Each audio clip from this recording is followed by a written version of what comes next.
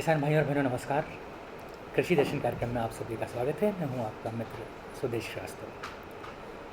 किसान भाइयों, महा आपदा के इस दौर में हम और आप तो बुरी तरह से प्रभावित हुए ही हैं, लेकिन पूरा विश्व भी इस समय कई तरह के कठिनाइयों से जूझ रहा है।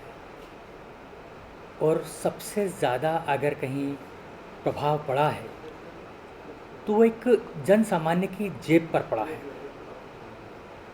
चाहे उद्योगों की बात की जाए, या कृषि क्षेत्र की, या सेवा क्षेत्र की, या वित्तीय क्षेत्र की, हर कहीं किसी न किसी रूप में सामान्य व्यक्ति को मार ज़रूर पड़ी है। बहुत बड़ा प्रभाव पड़ा है उत्पादन के इस समय में, जबकि हम बाज़ार से दूर होते चले जा रहे हैं। हमारे कृषि क्षेत्र को भी बहुत बुरी तरीके से चपेट में लिया है इस कोरोना नाम के संक्रमण ने।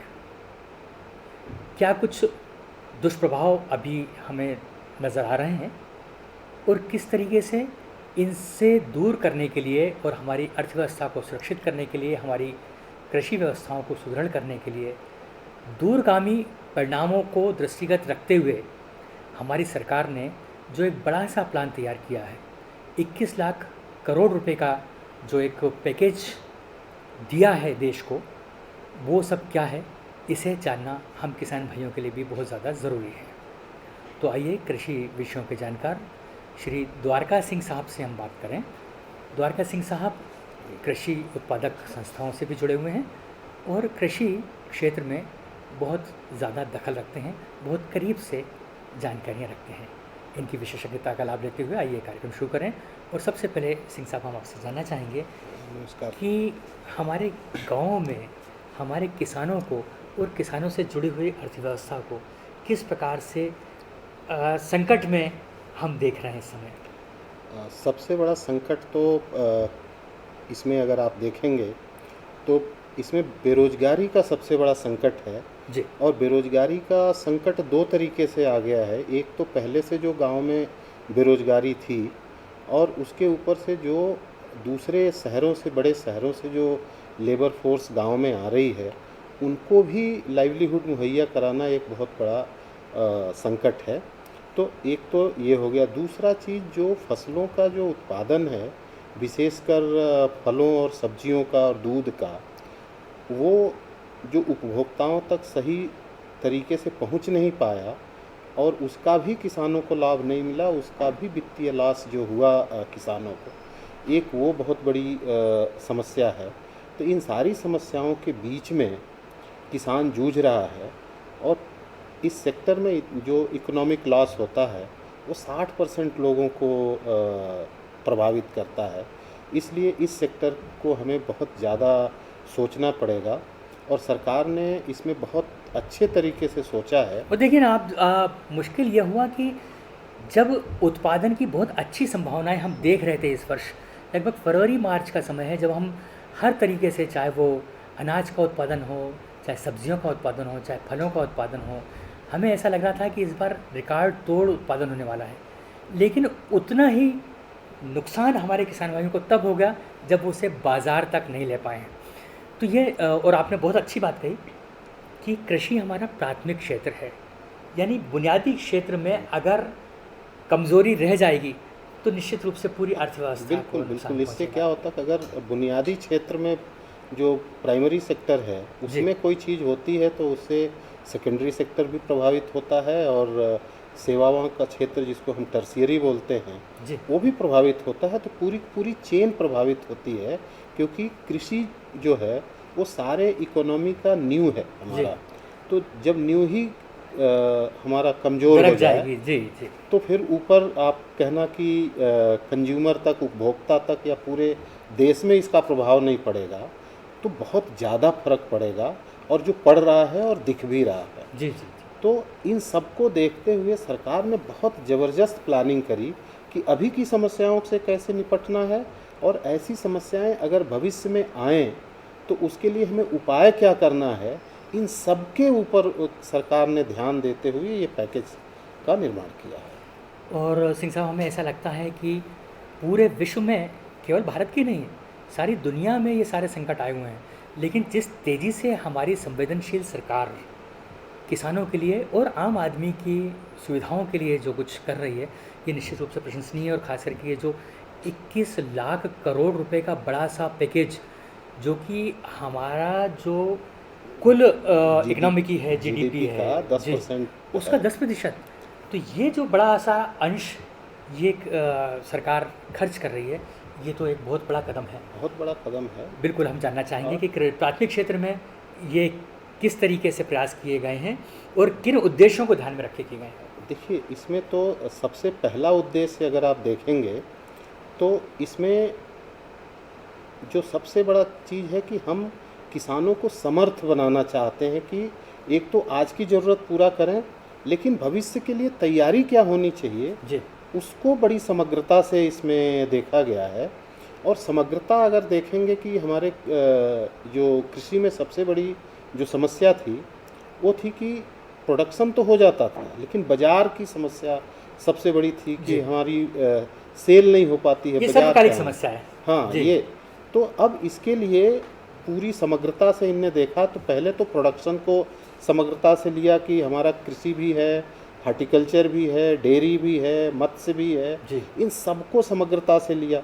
तो उत्पादन का लिया, उसके बाद बाज़ार के ऊपर इनने जो काम किया कि पूरे देश को एक बाज़ार में कर दिया, और उस बाज़ार को फार्म गेट पे ले जाने की जो इस पूरे स्कीम में बात है, वो एक बहुत बड़ी बात है। क्योंकि हमारा छोटा किसान जो है अपने उत्पाद को बाज़ार तक नहीं ले जा पाता, जी इवन लोकल बाज़ार तक नहीं ले पाता, तो उसके लिए उनने पूरे बाज़ार को फार्म गेट तक पहुंचाया। यानी किसान के खेत से माल उठकर मंडी तक बिल्कुल जाना। बिल्कुल। जी तो इसके लिए पूरी की पूरी जो इंफ्रास्ट्रक्चर है, जी उस इंफ्रास्ट्रक्चर को सुदृढ़ करने के लिए भी इतना बड़ा प्रोविज़न किया, जी 1 लाख करोड़ का प्रोविज़न किया। आप डेयरी सेक्टर में देखेंगे तो 15,000 करोड़ का प्रोविज़न किया। जी पशुओं के जो क्वालिटी के लिए, जिसमें हम डीवर्मिंग की बात करते हैं या वैक्सीनेशन की बात करते हैं, इसके लिए 13-14 करोड़ रुपए का जो प्रोविज़न किया। फिर आप मत्स्य के लिए 20,000 करोड़ मत्स्य संपदा योजना किया। फिर आप देखेंगे मधुमक्खी पालन के लिए 500 करोड़ का किया। फिर आपने 500 करोड़ अगर आप देखेंगे तो उनने जो फ्रेश वेजिटेबल्स के लिए जो जी किया है, और 4,000 crore micro unit, micro food processing unit को ओहो जी उनने किया कि मतलब आपके मतलब जितने नज़दीक हो सके प्रोसेसिंग यूनिट लगेगी और एक चेन बनेगी 4,000 करोड़ देके। और ये सारा का सारा सिस्टम अगर आप देखेंगे तो ये इंटरप्रेन्योर के थ्रू आने वाला है। जी मतलब इसमें किसान भी इंटरप्रेन्योर बनेगा, स्टार्टअप भी जाएगा, टेक्नोलॉजी कंपनी भी आएंगी, ये सारा कुछ किया। लेकिन इसमें जो कुछ प्रॉब्लम होते थे, सरकारी नियम कानून के जो प्रॉब्लम होते थे, जी उसको इनने दूर कर दिया। जैसे इसेंशियल कमोडिटी एक्ट को मॉडिफाई कर दिया। फिर जो मंडी का जो रेगुलेशन था कि आप खरीद सकते थे, बिल्कुल, मंडी उसको रिन्यू कर भी रहे हैं। मॉडिफाई कर दिया कि आप चाहें तो अपनी मंडी बना लें, जी चाहे तो कलेक्शन पे मंडी बना लें। तो ये सारी चीज़ें उनने इसमें प्रोविज़न किया। तो इसको इतनी समग्रता से लिया कि उत्पादन से लेके सप्लाई चेन से लेके मार्केटिंग से लेके जी प्रोसेसिंग तक सबकी बात कही है। और बात बीच में स्किलिंग को बहुत बड़ा इनने दिया है, कौशल उन्नयन के लिए। कौशल दिया। और साथ जी में आप देखिए जो हमारा जो एग्रीगेशन पॉइंट है, सबसे ज़्यादा फोकस एग्रीगेशन पॉइंट पे किया, जो कृषक उत्पादक संगठनों के जी थ्रू किया है। और इस साल 10,000 और किसान उत्पादक संगठन बनाने का इन्हें लक्ष्य रखा है अगले 5 सालों में। तो अगर हम इसको विभाजित करके देखें, हम्म, तो कुछ तो किसानों को तात्कालिक लाभ की दृष्टि से कदम लिए गए हैं, कुछ हम कहें मध्यांतर उसके बिल्कुल फायदे मिलेंगे, और कुछ दूरगामी परिणाम आगे चल के हमें बरसों बरस तक एक अर्थव्यवस्था की जी सुदृढ़ता के रूप में, जी रोजगारों के सृजन के रूप में, जी जी कृषि विकास के रूप में जी और उद्यमिता विकास के रूप में जी हमको दिखाई देंगे। आपने कहा कि लगभग फूड प्रोसेसिंग में छोटी फूड प्रोसेसिंग यूनिट्स बना रहा है और 2 लाख इकाइयों का सृजन हो रहा है। बिल्कुल बिल्कुल। तो ये तो एक अद्भुत कदम है, और ये तो हमें लगता है कि बहुत पहले से होना चाहिए, लेकिन शायद पुरानी घटनाओं से सबक नहीं, लेते हुए हम जब आगे बढ़ रहे हैं। कहते हैं कि जब आए लेकिन दुरुस्त आए, जी तो ये बड़ा अच्छा है कि इतनी सारी चीज़ें हो रही हैं और समग्रता से हो रही हैं। जी तो इसमें अगर आप पूरी चीज़ देखें तो हम जो पहले करते थे कि इंटाइटलमेंट की बात करते थे, अब हम इंटाइटलमेंट की बात नहीं कर रहे हैं, हम एम्पावरमेंट की बात कर रहे हैं। सशक्तिकरण सशक्तिकरण होना चाहिए। मतलब किसी को मछली दे देने से अच्छा है मछली पकड़ना सिखाने के जी लिए। ओहो तो हम कि जैसे जितनी मछली चाहे वो पकड़े ना, हम्म आप एक मछली दे के कब तक उसको जिंदा रखोगे। हम्म तो इसमें उनने पूरे जो एग्रीकल्चर सेक्टर है, इस पूरे समग्रता में अगर आप देखेंगे तो एम्पावरमेंट की बात बहुत ज़्यादा इसमें है। और दूसरी चीज़ वेलफेयर और इफ़िशियंसी में जो बैलेंस किया हुआ है, जी क्योंकि वेलफेयर भी ज़रूरी है, क्योंकि ये 60% लोगों को लाइवलीहुड मिलता है, हम्म तो वेलफेयर भी ज़रूरी है। और जितना वेलफेयर ज़रूरी है उतनी ही एग्रीकल्चर में इफ़िशियंसी ज़रूरी है। तो इफ़िशियंसी ज़रूरी है मतलब हमारे लॉसेस भी कम होने चाहिए, किसान को दाम भी ज़्यादा मिलना चाहिए, जी और जो प्रोडक्शन है उसमें डाइवर्सिटी भी आनी चाहिए। जी तो इन सब के ऊपर उनने पूरा फोकस करके ये पूरी जो पैकेज घोषित किया है उसमें किया हुआ है। और सिंह साहब एक अच्छी बात यह है कि जो हमारे प्रवासी भाई आ रहे हैं, जो मज़दूर भाई आ रहे हैं, किसी तरह से परेशान हाल या अपना रोज़गार वहाँ छोड़कर आ रहे हैं, तो उनको नया रोज़गार देने की भी बात की गई है, उनके भोजन व्यवस्था की भी बात की गई है, उनकी राशनिंग की भी बात की गई है, और उनके आवास की भी बात की जा रही है, उनको मकान देने की भी बात की जा रही है। तो ये एक समग्र जो आप बात कर रहे हैं, समग्रता के साथ हमारी सरकार ने इसको देखा है। और चाहे वो मज़दूर हों चाहे किसान हों, क्योंकि वो भी किसान ही अल्टीमेटली जो मज़दूर गए हैं बिल्कुल हमारे यहाँ से, बिल्कुल बिल्कुल वो बिल्कुल। किसान ही होते हैं, उन्हीं परिवार के ही लोग होते हैं। तो उनको भी पुनर्वास और उनको आर्थिक सुदृढ़ता की कोशिशें की जा रही हैं। एक बड़ा नहीं अच्छी नहीं, बात बहुत हम बहुत देख रहे अच्छी बात है। आप देखिए कि अगर भारत सुदृढ़ होगा हैं। जी तो कृषि क्षेत्र अगर सुदृढ़ होगा तो ही भारत सुदृढ़ होगा। और कृषि क्षेत्र में जो आर्थिक गतिविधियां हैं ये बढ़ेंगी, तभी हमारा कृषि क्षेत्र सुदृढ़ होगा। जी और इसमें पूरे में आप देखेंगे तो केवल आर्थिक गतिविधियों पे ही ध्यान दिया गया है कि हमारा आर्थिक गतिविधि कैसे बने। जैसे माइग्रेंट लेबर आ गए हमारे पास में, अब इनको रोज़गार तो देना पड़ेगा। रोज़गार कैसे देंगे जब हमारे पास वहाँ फूड प्रोसेसिंग यूनिट होगी, फार्म गेट पे हमारा पूरा सप्लाई चेन होगा, हम्म पैक हाउसेस होंगे, कोल्ड चेन होगी। तो इन सब में रोज़गार जो लोकल लेवल पे रोज़गार बहुत सारा जो बनेगा, उसमें इन माइग्रेंट लेबर्स को भी मिलेगा, तो सबको ये मिलेगा। और तात्कालिक रूप से तुमने दे ही दिया कि मतलब आपको फ्री राशन दे रहे हैं, जी रहने के लिए आप किराए पर मकान की व्यवस्था जो करने की बात कर रहे हैं, तो ये तो तात्कालिक व्यवस्था कर ही रहे हैं, प्लस लॉन्ग टर्म वहीं के वहीं आपके लिए रोज़गार का सृजन हो, जी। इसके लिए पूरी व्यवस्था जो की गई है ये बहुत बड़ी चीज़ और है। सिंह साहब दो चीज़ें जो बहुत पहले से आवश्यकता महसूस की जा रही थी, और इस सरकार ने प्रयास भी बहुत किया उस क्षेत्र में। एक तो ये कि उत्पादन तो अब भरपूर हो रहा है, अब उस समस्या से हम निजात पा चुके हैं। और चाहे मध्य प्रदेश की बात की जाए या पूरे देश की बात पूरे की जाए, सभी राज्यों से अच्छा उत्पादन कृषि का आ रहा है। लेकिन उसको ठीक तरीके से संरक्षित रखने की बात थी, और दूसरा फूड प्रोसेसिंग की बात थी। तो दोनों सेक्टर में इस जो नया पैकेज है, बिल्कुल। इसमें दोनों सेक्टर्स का ध्यान रखा गया है। हम चाहेंगे कि वो हमारे किसान उस बात को समझ पाएँ। देखिए जो इसमें 1 लाख करोड़ का जो पैकेज दिया हुआ है, जी ये पूरा का पूरा केवल इंफ्रास्ट्रक्चर के ही लिए है। जी और पूरा वो जो इंफ्रास्ट्रक्चर है वो पोस्ट हार्वेस्ट के ऊपर ही इंफ्रास्ट्रक्चर बना रहे हैं, हम्म, चाहे वो लॉजिस्टिक्स का हो, चाहे वेयर हाउसेस हो, कोल्ड चेन हो, पैक हाउसेस हो। जी ये सारी की सारी इंफ्रास्ट्रक्चर जो 1 लाख करोड़ का दिया हुआ है, जी ये इसके लिए ही दे रहे हैं। तो ये एक बहुत बड़ी चीज़ निकल के आ रही है कि हमारा तो लॉस नहीं होगा।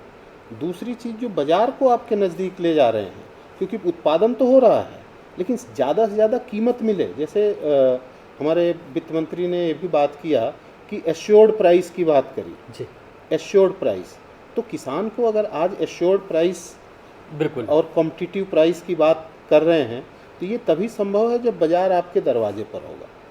अगर आपके दरवाजे पर बाज़ार नहीं होगा, मार्केट नहीं होगा, तो आप ये एश्योर्ड प्राइस की बात नहीं कर सकते। प्लस पूरा देश अगर एक मार्केट नहीं होगा, तो भी एश्योर्ड बाजार की बात नहीं कर सकते। और ये जो आप बाज़ार की बात कर रहे हैं, जो किसान के खेत से माल उठाने की बात कर बिल्कुल, रहे हैं, हाँ इसके जी। इसके 2 फ़ायदे तो हैं ही। एक तो हमको जो आइसोलेशन रखना है, जो पृथक्करण दूरी रखना है व्यक्ति से व्यक्ति के बीच में, वो भी होता है। हमारा किसान सुरक्षित रहे, स्वस्थ रहे। और दूसरे, उसको जो परिवहन में जो नुकसान होते थे, बहुत सारा अनाज गिरता था या वहाँ तक पहुँचाने में भीग जाता था, महीनों तक बहुत लंबे समय तक, कई दिनों तक इंतज़ार करना पड़ता था, ट्रॉली लगी हुई है और उसका माल नहीं उठ रहा है। तो ये सारी बातें भी हो रही हैं और उसको एक उचित मूल्य मिल हाँ, पा रहा है। सबसे मेन चीज़ यही है उचित मूल्य का। जी। क्या होता है कि जब किसान के पास, मतलब जैसे बोलते हैं ना कि हर किसान ये बात करता है कि बायर कहाँ है, हुँ। लेकिन फिर भी उसका जो भी उत्पाद होता था बिकता था, जी। कम प्राइस में बिकता था। लेकिन वही जब उपभोक्ता के पास पहुंचता था तो बहुत ज़्यादा, जैसे टमाटर की अब ले लीजिए, तो जब वो 2 रुपये खेत पे बिकता था तो भी उपभोक्ता के पास वो 20 रुपये किलो पहुंचता था। जी। मतलब ये जो गैप था, मतलब डिमांड थी, किसान को फ़ायदा नहीं मिल पा लेकिन रहा था। डिमांड किसान और उपभोक्ता दोनों इतना दोनों, दूर जी, थे। बिल्कुल। तो उनको पास लाने की अगर हम बात करेंगे तो ये जो 20 रुपये में बिकता था 2 रुपये की चीज़, इसमें मैक्सिमम चीज़ें जो है किसान को ट्रांसफ़र हो जाएंगी, क्योंकि बाज़ार उसके फार्म गेट पे पहुंच जी, गया। जी, बिल्कुल। तो ये एक लॉजिस्टिक्स का जो सिस्टम बनाया उनने, पूरे देश को एक बाज़ार बना दिया। इससे अब कॉम्पिटिटिव प्राइस होगी। अब कोई डिस्ट्रेस जो सेल होती थी वो जी। नहीं ले एक पाएगा। एक जो बहुत पुरानी हम आवश्यकता महसूस कर रहे थे कि मूल्य निर्धारण का अधिकार किसान के हाथ में जी हो। जी जी, बिल्कुल बिल्कुल। तो ये इससे जब खुद व्यापारी उसके पास पहुंचेगा, जब वो खुद उपभोक्ता बनकर पहुंचेगा, खुद ज़रूरत लेकर पहुंचेगा, तो निश्चित रूप से किसान ये उससे बार्गेन कर सकता है, उससे अपनी। बिल्कुल बिल्कुल। इसमें हमारे प्रधानमंत्री जी ने एक और बड़ी बात करी जी। कि पूरा सप्लाई चेन हमारा टेक्नोलॉजी बेस होगा। हुँ। टेक्नोलॉजी बेस सप्लाई चेन का मतलब ये हो गया कि जब हम पूरे भारत को एक बाजार कर रहे हैं और टेक्नोलॉजी बेस सप्लाई चेन कर रहे हैं, मतलब पूरी दुनिया में कहीं पर भी कोई बैठा हुआ आदमी आपसे सौदा कर सकता है। जी। तो जब दुनिया में कोई भी आदमी कहीं बैठ के सौदा कर सकता है, तो अब मोनोपोली टाइप ख़त्म हो जाएगी कि मतलब हमें 2 ही रुपये आपको देना है। नहीं तो हमारे पास 4 और लोग बैठे हुए हैं, वो हमको 10 रुपये दे रहे हैं, तो हम तुम्हें 2 रुपये में क्यों देंगे। जी। तो ये फ़ायदा किसान को इसमें होगा। और मध्य प्रदेश के किसानों ने के लिए तो जो जो पैरेलल मंडियाँ शुरू की हैं, समानांतर मंडियाँ शुरू की हैं, निजी मंडियाँ जी का जो कदम उठाया है, जी जी, ये भी एक बहुत बड़ा कदम है। कहाँ आपको मजबूरी नहीं है कि आप जो बिल्कुल निर्धारित बिल्कुल मंडियाँ बिल्कुल हैं बिल्कुल। वहीं तो तक जाएँ। अब प्राइवेट मंडी का जो दिया है, पूरा मंडी में जो उनने पूरा लॉ चेंज कर दिया है, जी। तो ये सबसे बड़ा कदम है कि फार्म गेट पर बाज़ार को ले जाने का। क्योंकि अब देखिए कि 10-20 गांव के बीच में ही मंडी बन जाएगी। जी।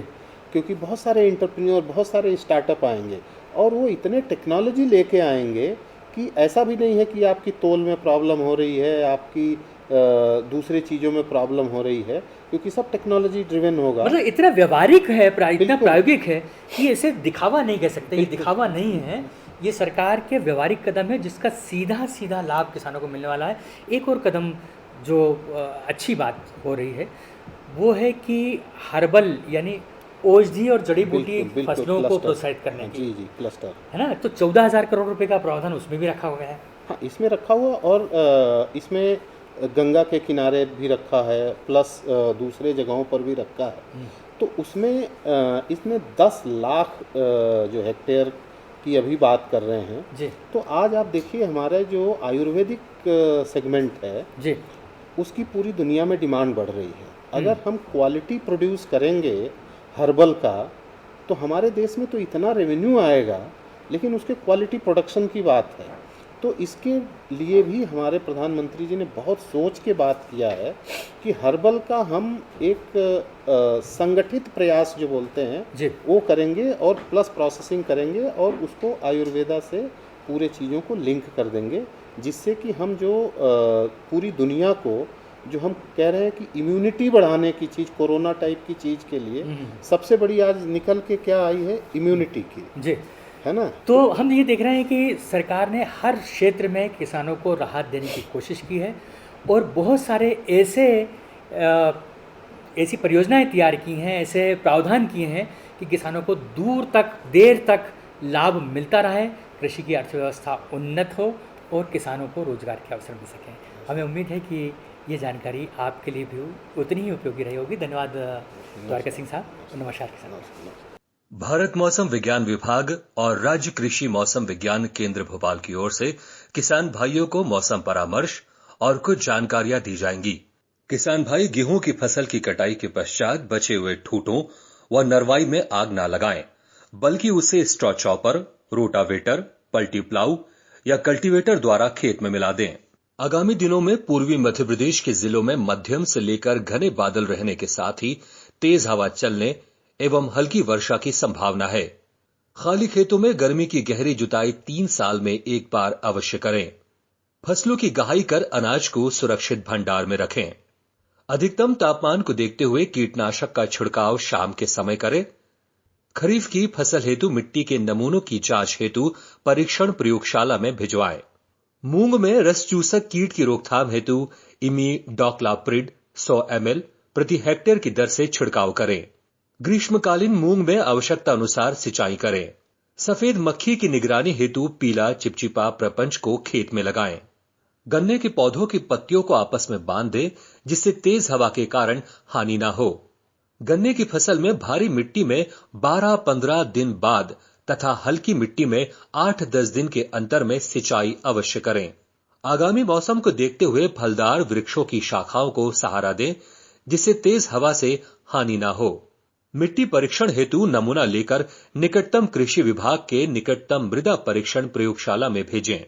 प्रत्येक तीसरे वर्ष में ग्रीष्मकालीन गहरी जुताई अवश्य करें और खेतों की नरवाई में आग न लगाएं। जायद फसल जैसे मूंग, उड़द, भिंडी एवं कद्दू वर्गीय सब्जियों जैसे लौकी, गिलकी, खीरा, ककड़ी, कद्दू, तरबूज और खरबूज की तोड़ाई करते रहें एवं सिंचाई की व्यवस्था करें। तरबूज, खरबूज, खीरा, ककड़ी, लौकी एवं कद्दू आदि रेड पंपकिन बिटल यानी कि लाल कीड़ा, इसकी रोकथाम के लिए मेलाथियोन 2 ml प्रति लीटर पानी में घोलकर 10 दिन के अंतराल पर छिड़काव करें।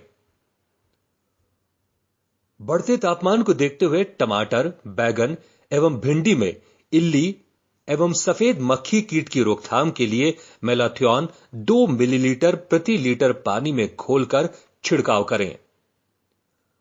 टमाटर वर्गीय फसलों में 40 डिग्री सेल्सियस से ज्यादा तापमान हानिकारक होता है, जिससे फल नहीं बनते। इसके लिए मक्के को अंतर्वर्तीय फसल के रूप में टमाटर के खेत में लगाएं, जो तापमान को कम करेगा। टमाटर वर्गीय एवं कद्दू वर्गीय फसलों की तापमान प्रतिरोधी हाइब्रिड लगाएं।